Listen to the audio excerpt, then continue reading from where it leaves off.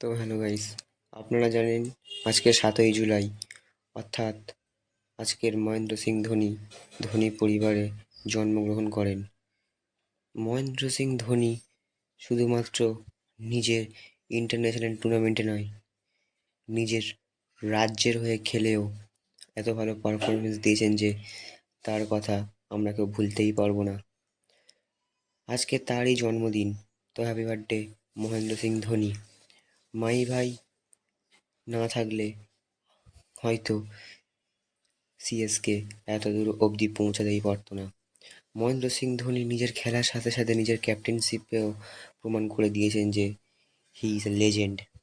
তো অবশ্যই আপনারা কমেন্টে হ্যাপি বার্থডে মহেন্দ্র সিং ধোনি লিখে যাবেন। আপনারা অবশ্যই মহেন্দ্র সিং ধোনি লিখবেন। আপনারা কারা কারা মহেন্দ্র